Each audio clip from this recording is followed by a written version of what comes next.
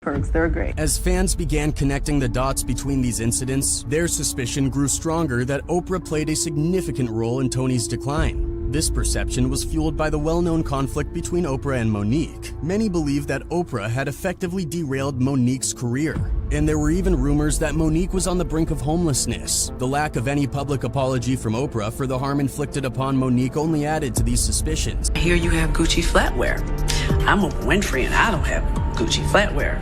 First of all, I didn't know Gucci made silverware. You ain't got Gucci flatware because you didn't want to buy it. It's not because you couldn't afford it. What do you mean? And immediately, she made me feel...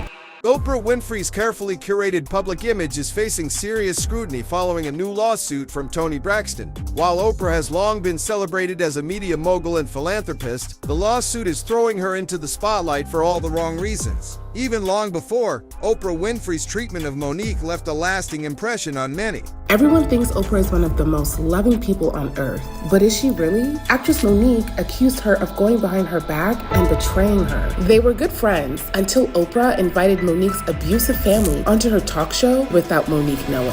Sick of being taken advantage of, Monique decided to speak out, but it only made things worse. For 8 years, my family has suffered and my career has suffered. What really happened when Monique finally confronted Oprah? Oprah Winfrey, you know what you need to do. And stop hiding. People are beginning to see you for who you are. A lot of people said, how could you say that? Oprah is a human being. She bleeds, she breathes, and one day she'll expire. And if you feel like there's something you need to say to anyone, I feel like you should say it. When it comes to Oprah and Monique's falling out, it's actually more complicated than it seems. We discovered that it's deeply personal. So both Oprah and Monique grew up in very abusive households. Monique had always looked up to Oprah ever since she was young. I'm a little black fat girl from Baltimore, Maryland. And I saw this fat black woman on a TV show. We took a field trip to that studio. And I hugged that woman. And I said, when I grow up, Miss Winfrey, I want to do what you do. And she said, you know, you got to work really hard. And she did just that. She worked extremely hard and achieved her dreams of becoming a stand-up comedian. And every time her path crossed with Oprah, they grew closer and closer. That woman hugged me and said, when I look at you, I ain't doing nothing but looking at me. And I shared my relationship with her about my mother, as she shared hers with me. And so by the time she got her big break doing the movie Precious, it was a great opportunity for her to work with Lee Daniels, which was an old friend, and Oprah as well. Everybody was so used to seeing Monique as a comedian that nobody was expecting her to do such a great job. The first thing I said to her was, who's your favorite designer? Because you need to get your dress ready to walk down that red carpet to the Oscars, girl. Everyone was talking about Monique's performance. Now producers are wanting to fly her around the world. They want her to promote the movie. But at this point, her priorities had already shifted. There was a request from the movie studio that I fly to France for the Cannes Film Festival. I simply said I respectfully declined. And I said to them, my deal is with Lee Daniels, and I've done my job. I did all of my contractual obligations, and I was done. Why wouldn't she want to go to Cannes? At this point, she'd already had 2 failed marriages. By the 3rd marriage, she was desperate to spend time with her family. When they called, I had a couple days just downtime. I wanted to spend that with my husband and my kids. I said, guys, I'm spending time with my family. I'm gonna pass. And they all agreed. Monique thought she had the support of everybody, Oprah, the producers, but it was far from the truth. We were on the campaign and she was making unreasonable demands. You gotta play ball. This is not just show.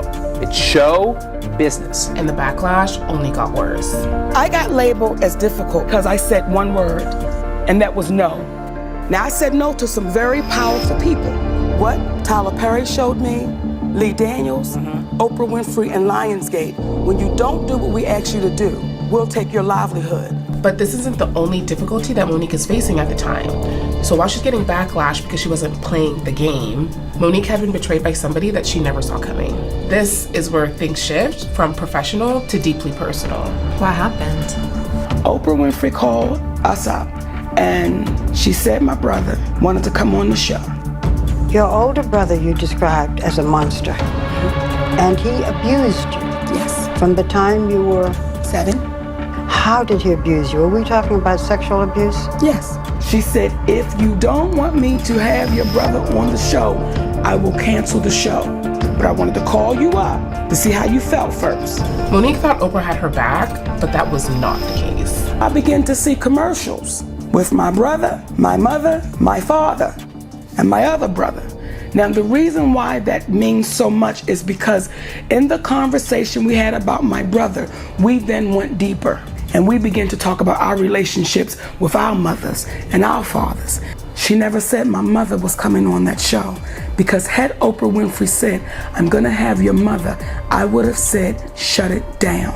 Not only are you betrayed by somebody that you thought was your friend, but somebody that has lived the same experience as you and should know how deep that would hurt. It probably was a really bad mistake on Oprah's part, but according to Monique, Oprah didn't apologize for it. And pry into their problems, which I cannot imagine having a friend invite my brother who had molested me onto her show to make him look better. Some may think that you're only doing this to get into the good graces of your sister now because she has an Academy Award. Nah, I'm doing this to apologize to my sister, to hopefully bring back some family unity. As for their relationship now, Monique recently told Barbara Walters there is none. Did your brother ever apologize to you? The apology that I got from my brother is, if you think I did something wrong, then I'm sorry. They were my exact words to my sister. Well, there's no more if you think I did it. You were absolutely right with what you said. I did it. I'm not proud of it. Monique, I'm sorry. Monique's brother seems like a disgusting person. I couldn't find any clips of her father and mother on this show. Those have been pretty much wiped from the internet, but Monique speaks about watching her family on television and how painful it was. And I'm watching my father sit there, who was a strong alcoholic. I'm watching him drunk. I'm watching my mother be greedy. I'm watching my other brother, who was my manager, be greedy. I know my family. And I'm watching my brother who molested me sit on this stage trying to paint this picture of I'm trying to be a help, but now I'm watching the scam. As much as they keep talking, I'm seeing the scam take place. Oprah loves to act like she is an advocate for victims, but if she's having predators like this man onto her show against the wishes of her friend, then she's not an advocate at all. Then in 2013, there was an Oscars party, and at this party, Monique saw Oprah and confronted her. Whatever you need to say, this is the place to say it. Whatever you need to say, this is the place to say it. So they were going around the room getting people's feelings on how they felt about when they got this Oscar. And it got to be my turn. And I really wasn't impressed with the Oscar. So I really didn't have anything to say to Lupita other than, baby, play it your way. This is your turn. So do it the way you want to do it. So you don't look back and say, I wish I would have. No one else can tell you how to do it, but you can do it your way, because it's your name that will be called. You're the nominee. And then I looked to Oprah Winfrey. And I said, you know, you and I need to have this conversation. So they're chilling at an Oscars party. They're all sharing their experiences about their feelings of winning an Oscar. And when Monique shares hers, she turns over to Oprah and says, you know what? We need to have a conversation. Why would you have my mother on your show? This is from... In front of everyone. So for all the women that were there, the one thing, people can say I'm loud, they can say I'm tactless, they can say I'm overbearing, as Oprah Winfrey has considered me, but what they've never said is she's a liar. Ain't nobody ever said Monique is lying. So for all them women that was there that night, they know exactly what was said. And I said to her, how could you have my mother on your show? That's not what we discussed. And you don't understand what I've had to walk through since you've had my mother on your show. See, I gotta deal with women coming up to me in the Walmart saying, Monique, your mama ain't. I gotta deal with that. Now I gotta defend. They ain't lying, but I still gotta defend it because that's my mother. So Monique was upfront with Oprah about how uncomfortable she was with her putting her family, especially her mother, on her show. And this is what Oprah had to say back to Monique. And she said, if you think I did something wrong, I want to apologize. And what my husband taught me a long time ago, an apology is not something that you think you think you need to give. If somebody else think you need to give it, it's what you feel. The feud between Oprah Winfrey and Toni Braxton reportedly began when Oprah made disparaging comments about Toni Braxton's financial troubles. Toni Braxton, who has faced bankruptcy issues in the past, has always been vocal about her financial status. How could anybody blow through upwards of $50 million? Well, start with a fetish for silverware and sheets, throw in a few other big-ticket items, and mix with some bad luck, and there you have it. It happened to superstar Toni Braxton, and Nick Watt has the confessions of this fallen star who's now happily on the rise. Unbreak my heart, say you love me again.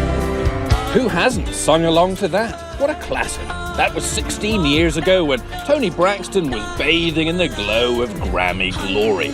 Unbreak My Heart topped the charts for 11 weeks.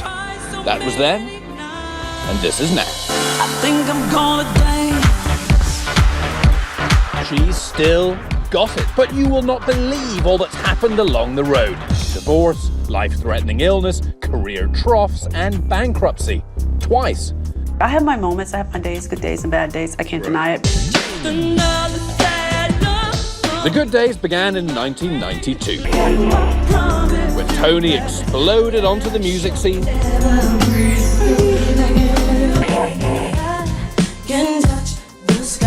garnering a host of awards. Toni Braxton. Toni Braxton. Toni Braxton. Global superstar, loving the good times while they lasted. Thank you. That was my high, performing. That's the best feeling. The attention is what gives me joy. And then the lifestyle is incidental. The perks are lovely. I can't deny the perks. They're great. I mean, in the beginning, it's all new. Anything new, you want it all. The trouble was, while her records were selling millions, she was only taking home thousands. 170 million in sales, and you got $1,972? Is that right? Did, that's right. An advancement on the next record. And then the next record, so you kind of stay in debt in a sense. And that, says Braxton, is what brought on bankruptcy #1 back in 1998. Well, that and a serious home decor addiction, a bank-busting flatware habit. You perhaps slightly lost touch with reality. I love dishes and house things, so I kind of lost it a little bit on the houseware. Plates and Fabergé. That's not very rock and roll, though, is it? No, it's not very rock and roll. See, I'm a boring rock star. I'm a boring one. But that kind of stuff, the girly things, oh yeah, that's what I indulged in. Really? Oh yeah, and sheets and 1,000 count, thread count, all that. That's about the weirdest. I'm a little odd, fickle. In 2000, armed with a new record deal guaranteeing her millions of dollars, Toni returned to prominence, even performing at the Super Bowl. But success was short-lived. Her next 3 albums only sold a few 100,000 copies each. There have been albums that don't sell. Those How do you deal with that? That's like that one night stand you don't want to talk about. You don't want anyone to know about those records that didn't do well. I have a few of those. Bad sales, so what? All right, Las Vegas! Toni took her music directly to the fans. The Vegas Review Show. And then 18 months later, a startling turn of events. The doctors told me that I would never be able to perform. They said 1 or 2 songs here and there occasionally. Braxton was diagnosed with microvascular angina, a narrowing of vessels in the heart, and later lupus, an hereditary autoimmune disease that killed her uncle. Her self-financed Vegas comeback was over. The Vegas show, I just renewed all my contracts with all my vendors. And then a month later, I got sick. Cue bankruptcy #2, with reported debts upwards of a staggering $50 million. The issue is that there was like $15,000 owed to Tiffany.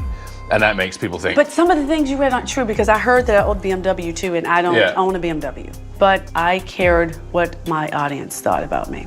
In what sense? Because you're supposed to be smarter. And so I suppose it must annoy you that people like me ask you about it. No, because I get to tell my story. Depending on how you edit it. Where's the edit? I'm joking. The Grammy winner was so desperate to unbreak her bank account that she was driven to, well, nearly to nudity. There's nothing wrong with doing Playboy. I mean, the women are beautiful.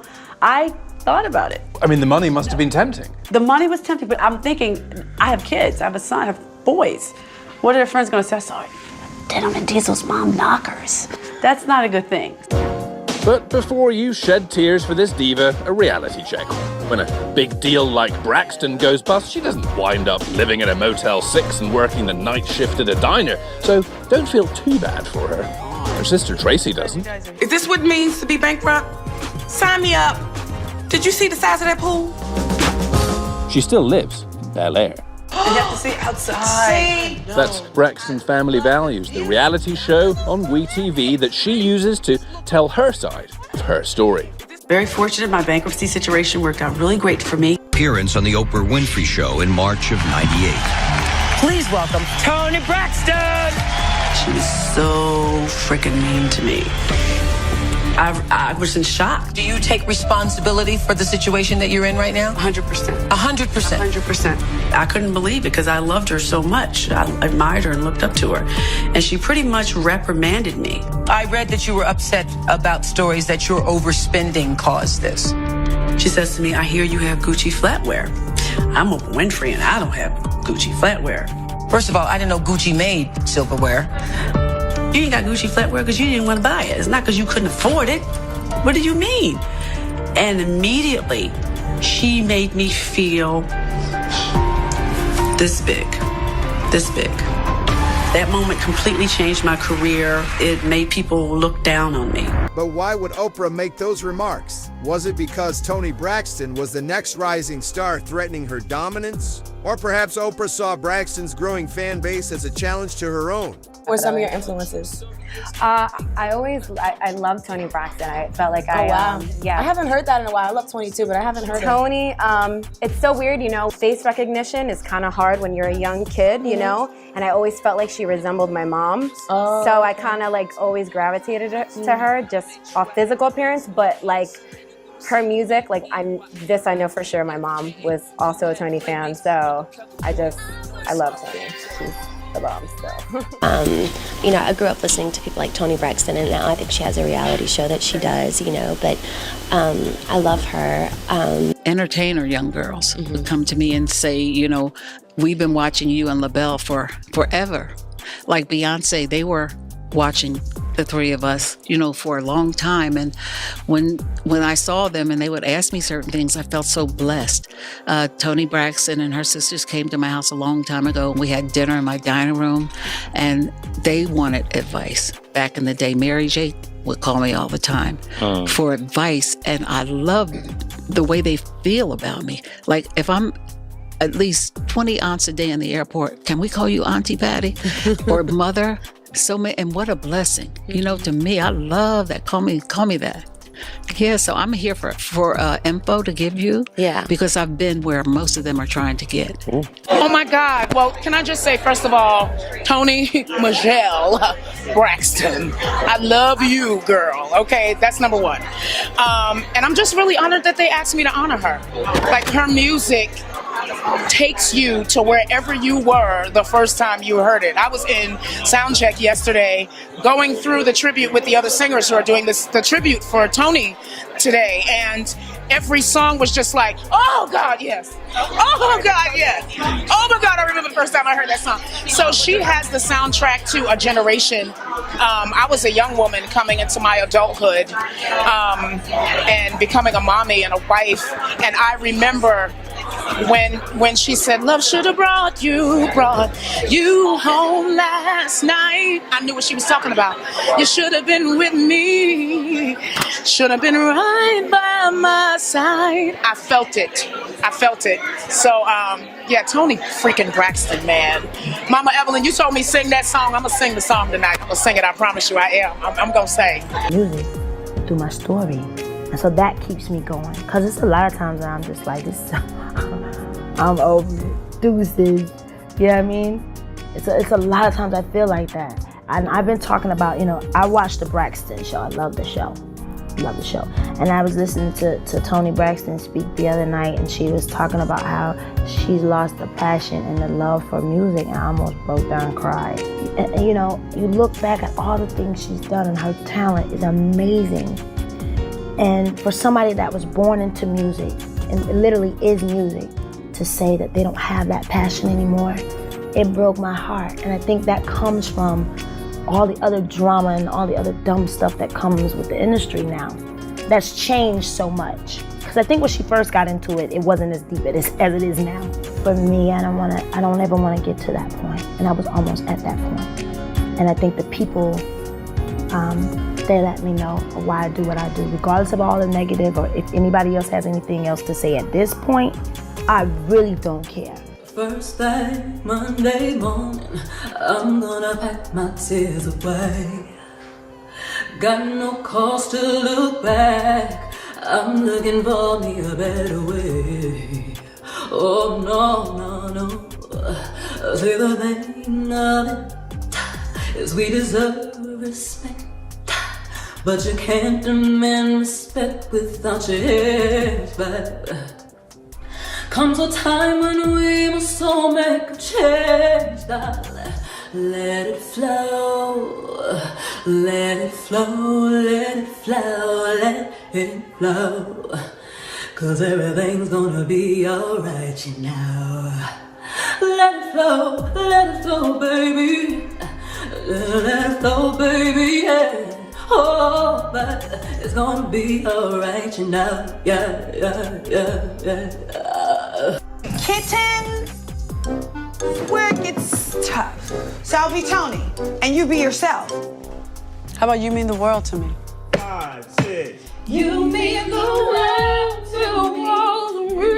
My everything. Set me oh, baby, baby, baby, baby.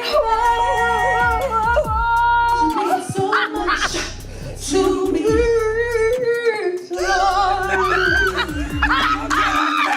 These girls think that Tamar's goofing off, but she's really testing them. This is her way of trying to see what they're really made of. So I get it. Hold up, because this is the bonus. Are you ready for this?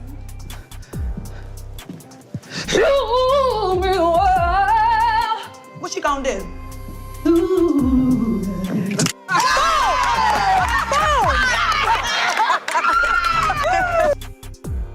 Ms. Braxton, as an artist, you know, the films always reflect, in your music as well, also always reflects the times that we're living in.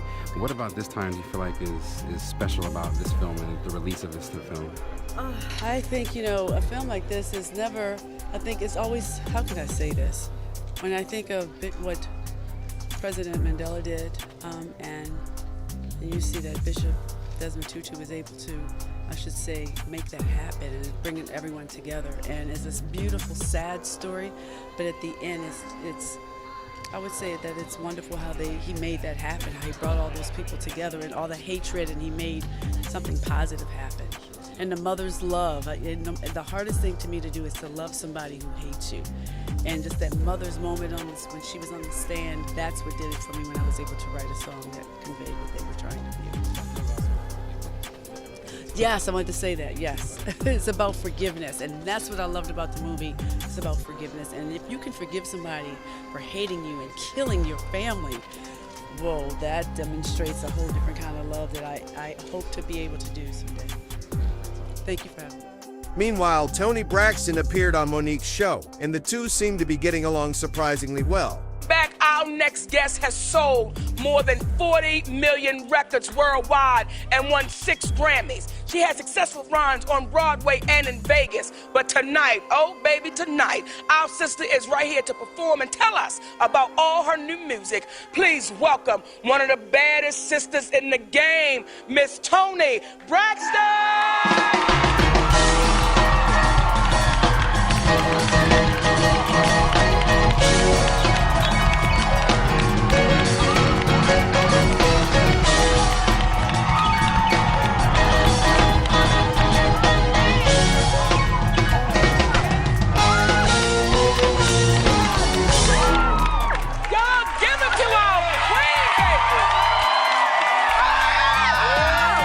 Y'all go ahead and give it to her.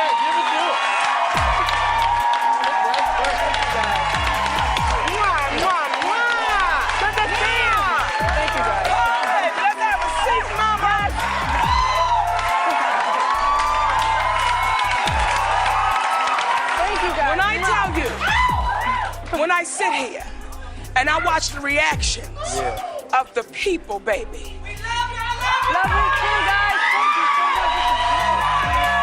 Look at that, baby. You see my man? Look, he said, I'm not okay. I am not okay. Brother, feel every emotion you want to feel right now. Feel every emotion.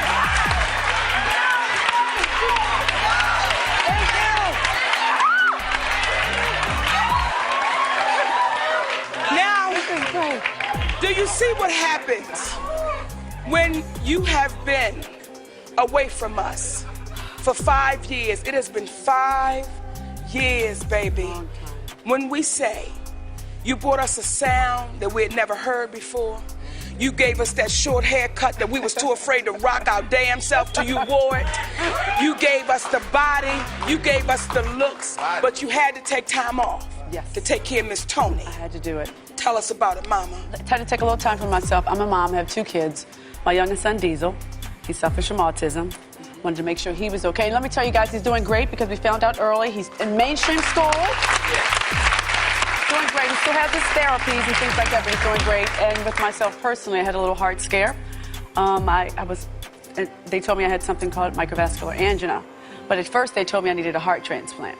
So it was really scary. It was a bad time for me, so I had to take some time off, get myself healthy. And now I'm great, and I can come back to work. So this is good. What'd you say, Rodney? Oh, she's great. Oh, she's great. She's great. See, Toni, you be rocking. Let's look at that. I work out hard, though. Did you bring my outfit like that, Toni? I did. We're going to do something together? Yes, Next baby. time. Next time, Because I for won't sure. appreciate it, okay? Can somebody bring my stockings or something? Guys, you know, okay, I have to tell the audience this. You know, Monique did a song that's going to be on my album. You guys know that, right? We're not doing it tonight, but next time when I come back. Okay, I When I come did back. do a song on my sister's album. You rocked it. And I got a call. See, this is the beauty of sisterhood in this industry. I got a call from my sister. She said, Monique, can you come drop something for me on my album, baby? I said, Toni, I'm on my way. Now I get in the studio. It is myself and your beautiful husband, Carrie. Yes. And we laying down these tracks. He said, just go in there and say something. It was hot. And we did it, baby. It's hot. And Toni, I know you ain't got nothing to do with this, but they ain't paid me my damn money. They did it! They paid me my damn money, Toni. See? I want my money. I know that's right. I will make sure you get your money. Spaghetti and chicken. I want my damn money, Toni. That's not a good look. I will make sure you have it tomorrow. See, it's a beautiful look for you because you didn't know nothing about it. I did not know. I wouldn't have Who the mentioned record it. people? Who are they? Wait, one of them is here. Where you at? Where is that? Are they here? One is here. Let me just say something right to the record people while they're here. Listen here. I'm going to tell you right from my heart. I never bring any harm to you because that's not who I am. All I want is my damn money. I know and that's if you don't right. give it to me, Mama Lou going to whip your ass. I'm going to tell you that right now. Give me my damn money. That's crazy. Now, the new album. Yes, the new album. Pulse. Where does the title come from? I got it from when I got ill, and I didn't think I would ever be able to perform again because once you've had a heart attack or anything like that, it was very challenging for me to walk from the bed to the bathroom. I couldn't breathe, nothing. And they didn't understand. I said, you're so young. Why is she having this? But they're finding a lot of young women, mothers, are having like they have pains in their chest. They don't understand why. They have positive EKGs. It's a little bit abnormal, but nothing else. Everything's fine. But I was having some serious damage going on in my heart. But I'm much better. Medication, some things for the rest of my life, but I am sound. I can do hour-and-a-half show now. Lee Daniels, Tyler Perry, Oprah Winfrey, and Lionsgate. They wanted me to come work for free. They wanted me to go over to Cannes and promote this film internationally. And I said to them, I said, guys, my deal is with Lee Daniels, and I've done my job. And they all agreed. And this is what happens, in my humble opinion, when you don't go up to the hotel room. Your job is to go and promote said movie. Yes. No. So when they wanted you to come, and we've had this conversation, and I said if you had called me, I could have schooled you on what was expected. And when we did have that conversation, and what I said to you, my sweet sister, I said, Whoopi, at what point do we stop saying the next time? Because what was expected. Wait, but I want to answer it though. Yeah. I want to answer when you said You contractual. wanted to get paid for the publicity. Please let me answer. Yes, Yeah. ma'am. If I had done something wrong contractually, they would have sued me. So what do you think? Is Oprah really as bad as the world is making her seem? Let us know in the comments below. And if you like this video, hit that subscribe button so that you never miss out on any new videos. And until then, fam, keep it real.